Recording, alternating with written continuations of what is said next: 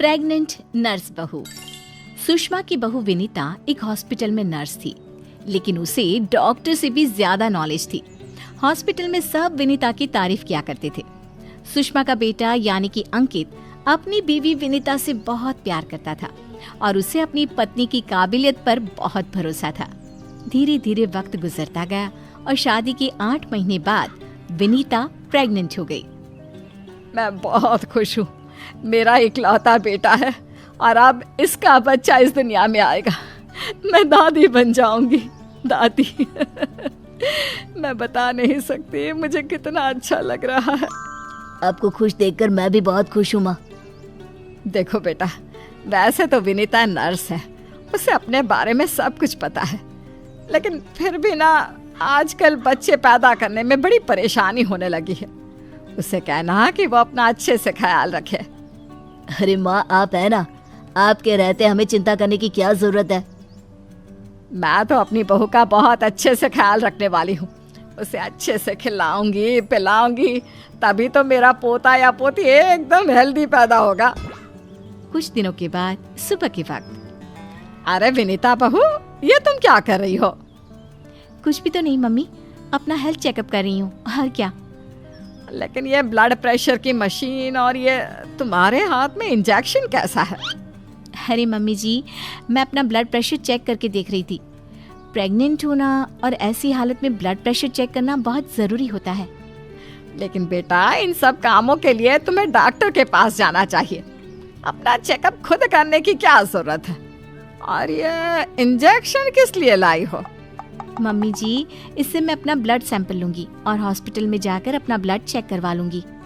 अरे ऐसा भी कोई करता है भला? अपने खुद के हाथ से खुद का ब्लड सैंपल भी कोई निकालता है क्या? मम्मी जी, ये मेरा रोज का काम है, इसमें क्या है? मैं जब खुद से ये सब कर सकती हूँ तो किसी और से क्यों करवाऊँ? अच्छा ठीक है, जैसा तुम्हें सही लगे। कुछ दिनों के बाद सुषमा अपनी बहू को फिर से इंजेक्शन लगाते हुए देखती है और अंकित भी उस वक्त वहीं पर था। अरे विनीता, ये तुम क्या कर रही हो? तुम प्रेग्नेंट हो, इस तरह खुद को इंजेक्शन लगाने की क्या जरूरत है? अब तू ही समझा बेटा। पिछली बार भी अपना ब्लड सैंपल खुद ही कलेक्ट कर रही थी, तब भी मैंने इसे समझाने की कोशिश की थी, लेकिन ये तो मेरी बात सुनती ही नहीं। अरे मम्मी जी, मैंने पहले भी कहा था ना, बड़े हॉस्पिटल में नर्स हूँ मैं, और क्या करना है क्या नहीं मुझे अच्छी तरह पता है। हाँ, लेकिन तुम खुद को इंजेक्शन क्यों लगा रही हो? अरे इंजेक्शन नहीं है, प्रेगनेंसी में कुछ वैक्सीन लगवाने होते हैं, बस वही लगा रही हूँ, और क्या। और फिर एक दिन रात को अचानक विनीता की तबीयत खराब हो जाती है। क्या हुआ विनीता? तुम ठीक तो हो? तुम तो खुद अपना इतना ख्याल रखती हो, तुम्हारी तबीयत कैसे बिगड़ गई? पता नहीं अंकित, ऐसा लग रहा है कि वीकनेस हो रही है, बहुत कमजोर सा महसूस कर रही हूँ पिछले कुछ दिनों से। तुमने तो अपना ब्लड सैंपल दिया था ना हॉस्पिटल में, उसकी रिपोर्ट आई या नहीं? कल सुबह ही आ जाएगी, तब सब कुछ पता चल जाएगा। अगले दिन सुबह के वक्त, विनीता, तुम्हारी ब्लड रिपोर्ट तो आ चुकी है। तुम्हारी बॉडी में तो आयरन की बहुत कमी है, देखो तो जरा। अरे हाँ, इसके हिसाब से तो मुझे ब्लड चढ़ाना चाहिए, वरना डिलीवरी के वक्त बच्चे को प्रॉब्लम हो सकती है। मैं एक काम करती हूँ, ब्लड चढ़वा लेती हूँ। ऐसा कैसे ब्लड चढ़वा लेती हूँ? पहले डॉक्टर से जाकर पता करो और हॉस्पिटल में जाकर ब्लड चढ़वाओ। ये सब काम बिना किसी डॉक्टर की सलाह के नहीं करने चाहिए। मम्मी जी, आप फिर से शुरू हो गई ना। क्या करना है क्या नहीं मैं अच्छे से जानती हूँ, मैं खुद कर लूंगी। और विनीता हॉस्पिटल से ब्लड की बोतल का इंतजाम करती है और खुद अपने ही हाथों से खुद को घर में रहकर ब्लड चढ़ा लेती है। अगले दिन, विनीता, अब तुम्हारी तबीयत कैसी है? देखो, मुझे पता था ब्लड चढ़ते ही मेरी सारी वीकनेस दूर हो जाएगी। मुझे बहुत अच्छा लग रहा है, एकदम ठीक हूँ मैं। कुछ दिनों के बाद विनीता की प्रेगनेंसी का 8वां महीना शुरू हो चुका था और एक दिन सुबह के वक्त विनीता अच्छे से तैयार होकर अपने कमरे से बाहर आती है। क्या हुआ विनीता, सुबह सुबह कहाँ जा रही हो? बहुत दिन हो गए हॉस्पिटल नहीं गई, सोच रही हूँ आज ड्यूटी पर चली जाती हूँ। डॉक्टर का भी फोन आया था अभी। लेकिन बेटा, अब तुम्हारा 8वां महीना चल रहा है, ऐसी हालत में तुम्हें घर में आराम करना चाहिए और डिलीवरी करवाने तो बिल्कुल भी नहीं जाना चाहिए। लेकिन क्यों मम्मी जी, डिलीवरी करवाने में क्या प्रॉब्लम है? ये तो मेरा जॉब है। और हॉस्पिटल में दिन रात यही तो करवाती थी। आपने कहा कुछ दिन काम पर मत जाओ, इसलिए नहीं गई। हाँ मम्मी, वैसे विनीता ठीक ही तो कह रही है, उसका रोज का काम है ना ये। तुम आजकल के बच्चे ना कुछ नहीं समझते। अरे तुम्हें वैसे तो सब पता है, लेकिन शायद ये नहीं पता कि इस हालत में अगर तुम डिलीवरी करवाने आई औरतों को देखोगी तो तुम्हारी सेहत पर बुरा असर पड़ेगा। अरे मम्मी, ऐसा भी कुछ होता है क्या? मम्मी जी, किसी और की डिलीवरी करवाने से मेरे ऊपर कैसे फर्क पड़ सकता है? मैं कोई पहली बार थोड़ी ना ये सब करवाने जा रही हूँ। विनीता अपनी सास की एक नहीं सुनती और हॉस्पिटल चली जाती है। वहां से वापस आने के बाद, अरे मम्मी जी, आपको मेरी बहुत चिंता हो रही थी ना? ये देखिए, मैं बिल्कुल ठीक ठाक हूँ, अब आपको परेशान होने की जरूरत नहीं है। और जानती है, पूरी 5 डिलीवरी करवा कर आई हूँ, वो भी नॉर्मल वाली। देखा मम्मी, मैंने कहा था ना विनीता को नहीं होगा कुछ भी। वो बिल्कुल ठीक है।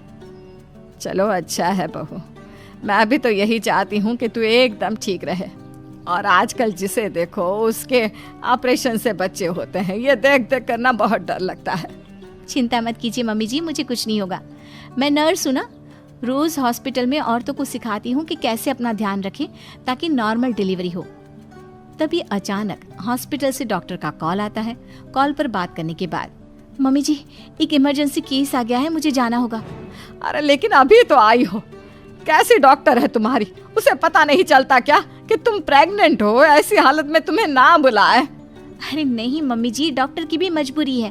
कह रही थी काफी सीरियस केस है और हॉस्पिटल में उन्हें किसी दूसरी नर्स पर इतना भरोसा नहीं जितना मुझ पर है। मुझे लगता है कि तुम्हें मना कर देना चाहिए बहू। कुछ नहीं होगा मुझे मम्मी जी, मैं अभी डिलीवरी करवा के आती हूँ। कुछ देर बाद अंकित के पास हॉस्पिटल से फोन आता है। अरे मम्मी, जल्दी हॉस्पिटल चलिए, वहाँ विनीता की तबीयत खराब हो गई है। हे भगवान, सब ठीक करना, मुझे तो पहले ही डर लग रहा था। अंकित और सुषमा हॉस्पिटल पहुंचते हैं। क्या हुआ विनीता को? वो क्या है ना, विनीता एक नॉर्मल डिलीवरी करवा रही थी। केस बहुत ही सीरियस था और उस लेडी को बहुत ज्यादा प्रॉब्लम हो रही थी। क्योंकि विनीता खुद प्रेग्नेंट है तो वो अचानक से घबरा गई और उसे लेबर पेन शुरू हो गया। लेकिन अभी तो मेरी बहू का सिर्फ 8वां महीना चल रहा है। देखिए, ऐसा हो जाता है। उस औरत को दर्द में देखकर घबराहट की वजह से विनीता को ये हुआ है। अरे डॉक्टर, लेकिन डरने की कोई बात तो नहीं है ना? नहीं नहीं, ऐसा कुछ नहीं, हमने उसे एडमिट कर लिया है। तभी सब देखते हैं कि विनीता अपने हाथ में एक छोटे से बच्चे को लिए बाहर आती है। अरे विनीता, तुम्हारी तो तबीयत ठीक नहीं थी, तुम्हें दर्द हो रहा था, तुम बाहर क्यों आ गई? अरे दर्द हो रहा था तो क्या हुआ, मैंने वो दवाई ले ली जिससे जल्दी आने वाले लेबर पेन रुक जाते हैं। और वैसे भी डॉक्टर, उस औरत को मेरी जरूरत थी, उसकी देखभाल के लिए मुझे ठीक होना ही था। ये देखिए, इसका बच्चा एकदम सही सलामत है। अरे वाह मेरी बहू, तूने तो अपने तबीयत की परवाह ना करके किसी और की जान बचाई। मुझे तुम पर गर्व है विनीता। ऐसे ही थोड़ी ना वो हॉस्पिटल की सबसे अच्छी नर्स बनी है। मैंने कहा था ना मम्मी जी, मैं नर्स हूँ, मुझे अपने से पहले दूसरों की तकलीफ दिखाई देती है और मैं पहले अपने मरीजों की जान बचाती हूँ, फिर खुद की।